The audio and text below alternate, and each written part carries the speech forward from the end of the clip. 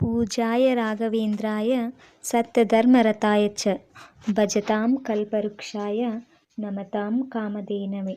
ಓಂ ಶ್ರೀ ಗುರು ರಾಘವೇಂದ್ರಾಯ ನಮಃ.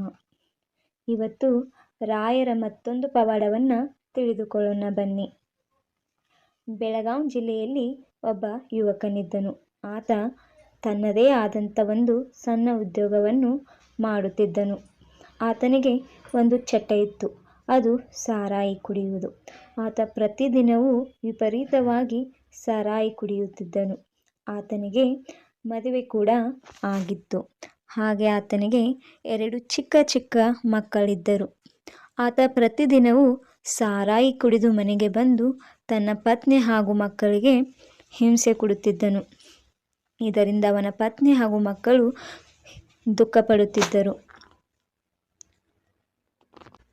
ಯಾರಾದರೂ ಆತನಿಗೆ ಬುದ್ಧಿ ಹೇಳಿ ಕುಡಿಯುವ ಚಟವನ್ನು ಬಿಟ್ಟು ಬಿಡು ಎಂದು ಹೇಳಿದರೆ 2 ದಿವಸ ಬಿಟ್ಟ ಹಾಗೆ ಮಾಡಿ ಅನಂತರ ಮತ್ತೆ ಕುಡಿದು ಬಂದು ಮನೆಯಲ್ಲಿ ದೊಡ್ಡ ರಂಪಾಟ ಮಾಡುತ್ತಿದ್ದನು.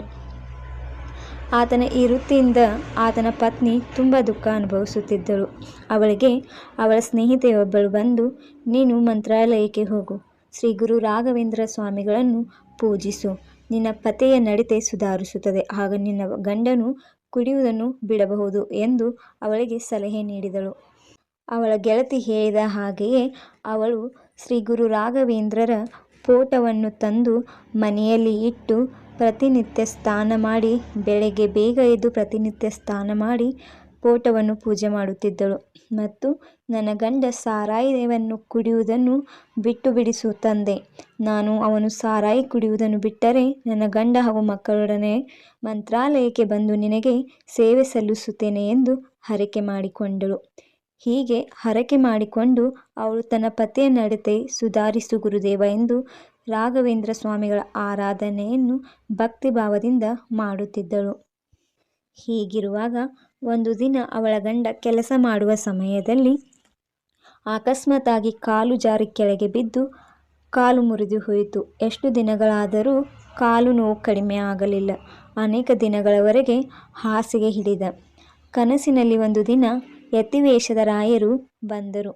ನೀನು ಸಾರಾಯಿ ಕುಡಿಯುವುದನ್ನು ಪೂರ್ತಿಯಾಗಿ ಬಿಟ್ಟು ಬಿಡು, ನೀನು ಸಾರಾಯಿ ಕುಡಿಯುವುದನ್ನು ಪೂರ್ತಿಯಾಗಿ ಬಿಟ್ಟು ಬಿಟ್ಟರೆ ನಾನು ನಿನ್ನ ಕಾಯಿಲೆಯನ್ನು ವಾಸಿ ಮಾಡುತ್ತೇನೆ ಎಂದು ಹೇಳಿದರು. ಆತ ಹೆದರಿ, ಸ್ವಾಮಿ, ನಾನು ಕುಡಿಯುವುದು ಬಿಡುತ್ತೇನೆಂದು ಹೇಳಿ ಅಂದಿನಿಂದ ಸಾರಾಯಿ ಕುಡಿಯುವುದನ್ನು ಬಿಟ್ಟು ಬಿಟ್ಟ. ಸಾರಾಯಿ ಕುಡಿಯುವುದು ನಿಲ್ಲಿಸಿದ ಕೂಡಲೇ ಯಾವುದೇ ಔಷಧ ಉಪಚಾರವಿಲ್ಲದೆ ಆತನ ಕಾಲಿನ ಗಾಯ ಮಾಯವಾಯಿತು. ಆಶ್ಚರ್ಯಚಕಿತನಾದ ಆತ ಕುಡಿಯುವುದನ್ನೇ ಬಿಟ್ಟು ಬಿಟ್ಟ. ಆದರೆ ಆತ ಮತ್ತೆ ಕೆಲವು ತಿಂಗಳ ನಂತರ ಇದನ್ನೆಲ್ಲ ಮರೆತು ಮತ್ತೆ ಕುಡಿಯಲು ಆರಂಭಿಸಿದ. ಮತ್ತೆ ಮೊದಲಿನಂತೆಯೇ ಮಾಡತೊಡಗಿದ. ಆಗ ಆತನಿಗೆ ಮತ್ತೊಮ್ಮೆ ಅಪಘಾತವಾಯಿತು. ಆತ ನೆಲದ ಮೇಲೆ ಬಿದ್ದು ಮತ್ತೆ ಕಾಲಿಗೆ ಪೆಟ್ಟು ಮಾಡಿಕೊಂಡ.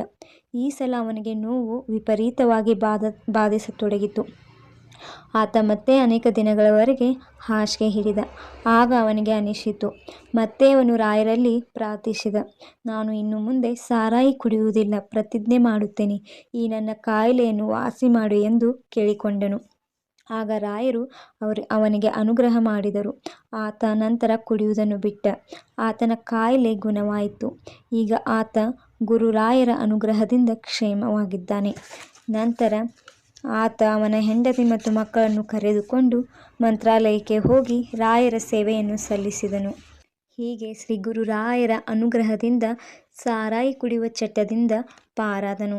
ಈಗ ಸಹಕುಟುಂಬದೊಂದಿಗೆ ಸಂತೋಷದಿಂದ ಜೀವನವನ್ನು ನಡೆಸುತ್ತಿದ್ದಾನೆ. ಇದು ಪ್ರತ್ಯಕ್ಷ ನಡೆದ ಘಟನೆಯಾಗಿದೆ. ಹೀಗೆ ಶ್ರೀ ಗುರು ರಾಯರ ಅನುಗ್ರಹ ಎಲ್ಲರ ಮೇಲೆ ಇರಲಿ ಎಂದು ಕೇಳಿಕೊಳ್ಳುತ್ತೇನೆ. ಓಂ ಶ್ರೀ ಗುರು ರಾಘವೇಂದ್ರಾಯ ನಮಃ. पूजाय राघवेन्द्राय सत्यधर्मरताय च भजतां कल्पवृक्षाय नमतां कामधेनवे.